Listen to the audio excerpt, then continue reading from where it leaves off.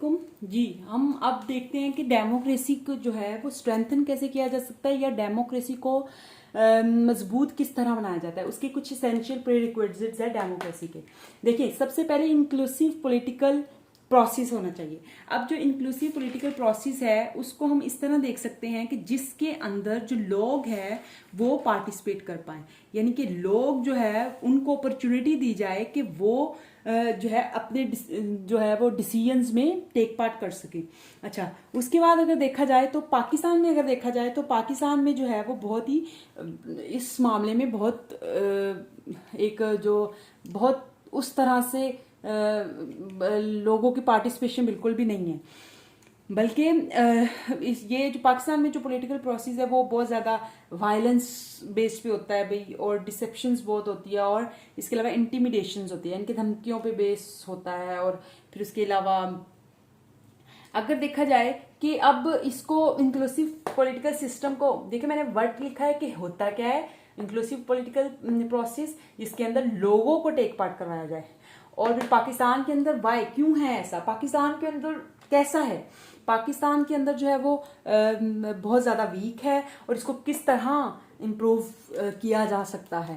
तो उसमें ये है कि लोगों को जो है वो इस तरह का अपॉर्चुनिटीज़ प्रोवाइड करनी चाहिए, इस तरह का फील्ड देना चाहिए जिसके अंदर पॉलिटिकल जो है वो पार्टीज जो है वो एक फेयर एंड तरीके से जो है ना वो इलेक्शंस में आ सके।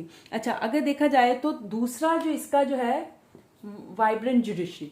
अब इसका ये मतलब होता है कि जो जुडिशरी है उस पर किसी भी तरह का कोई भी असर ना हो। वाइब्रेंट जुडिशरी का मतलब ये होता है कि ये इंडिपेंडेंट हो, स्ट्रांग हो, और इसके अलावा जो है वो पॉलिटिकल इन्फ्लुएंस इसके ऊपर ना हो, और जो भी कॉन्स्टिट्यूशन के अंदर जो प्री रिक्विजिट्स है इसके, उसको यानी कि सिटीजन्स के जैसे राइट्स हैं उनको प्रोटेक्ट कर सके।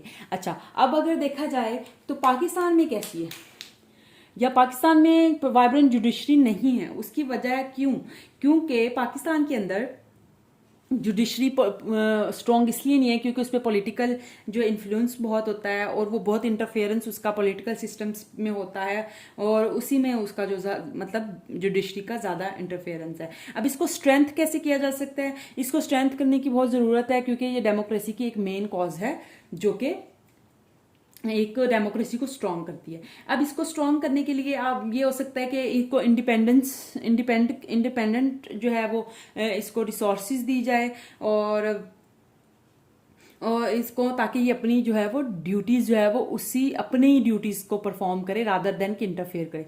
फ्री एंड फेयर इलेक्शन जी। अब अगला जो है वो फ्री एंड फेयर इलेक्शन है। अच्छा, फ्री और फेयर इलेक्शंस जो है वो एक बेसिक और एसेंशियल पार्ट है डेमोक्रेटिक का। अच्छा, अब फ्री और फेयर इलेक्शंस जो है वो जैसे कॉन्स्टिट्यूशन में भी जो है वो मेंशन्ड है, तो फ्री और फेयर इलेक्शंस जो है वो मैंडेटरी है डेमोक्रेसी को स्ट्रॉन्ग करने के लिए। अब पाकिस्तान के अंदर फ्री और फेयर इलेक्शन नहीं है। आपने अक्सर न्यूज़ में सुना होगा कि धांधली हुई है। हर दफ़ा जब भी इलेक्शंस होते हैं तो हम यही सुनते हैं, धांधली हुई है।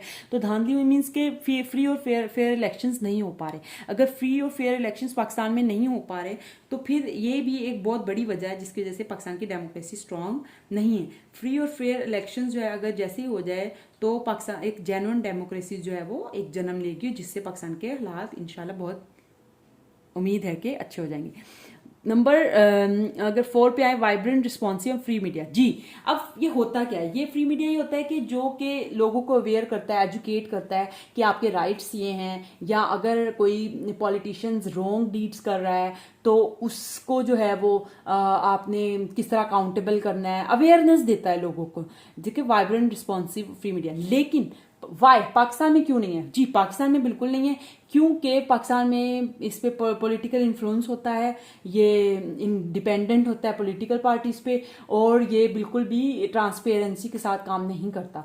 कुछ ऐसे मीडिया प्लेटफॉर्म्स हैं जो कि बहुत कम हैं जो कि एक इंडिपेंडेंट है। अब इसको किस तरह जो है वो हम कर सकते हैं, इसमें ये है कि सबसे पहले जो है वो इसको इस तरह का इन्वायरमेंट जो दिया जाए मीडिया को कि ताकि वो इंडिपेंडेंटली जो है वो ऑपरेट कर पाए।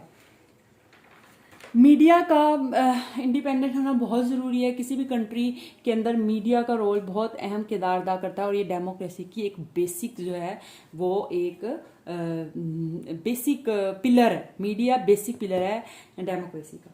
अच्छा जी, अगर रूल ऑफ लॉ, जी रूल ऑफ लॉ एक बहुत ही अहम किरदार अदा करता है। ठीक है, रूल ऑफ लॉ जो है वो बहुत ही एक ज़रूरी है गवर्नमेंट में। सॉरी, पाकिस्तान के अंदर रूल ऑफ लॉ जो है वो मोस्टली वर्कआउट उस वे में नहीं कर पाता, करप्शन की वजह से या पॉलिटिकल इंटरवेंशन की वजह से और इम्प्यूनिटी की वजह से। इम्प्यूनिटी मीन्स कि जो सियासतदान या जो एलिट्स होते हैं वो सज़ा से छुटकारा पा लेते हैं। तो फिर रूल ऑफ लॉ जो है वो देखिए इक्वल सबके लिए होना चाहिए। तो रूल ऑफ लॉ जो है वो उस तरह से उस मायने में पाकिस्तान में नहीं है, जो एक मेन वजह है डेमोक्रेसी की फेलियर की या डेमोक्रेसी वीक होने की। अच्छा, लास्ट पे है जी स्ट्रॉन्ग सिविल सोसाइटी। अब सिविल सोसाइटी जितनी भी ऑर्गेनाइजेशंस हैं, जितने भी प्लेटफॉर्म्स हैं जो ह्यूमन बेसिक राइट्स और ह्यूमंस की प्रोग्रेस डेवलपमेंट पे जो काम करते हैं, अगर वो स्ट्रॉन्ग नहीं होते, अगर वही स्ट्रॉन्ग नहीं हैं तो डेमोक्रेसी जो है जो कि सवाल उठाएंगे गवर्नमेंट पे, जो कि मतलब जितने भी इंस्टीट्यूशंस की एफिशिएंसी है उस पर, अगर वो ही स्ट्रॉन्ग नहीं है तो डेमोक्रेसी जो है वो वीक लाजमी होगी, क्योंकि इसका एक ये भी स्ट्रॉन्ग जो नहीं है।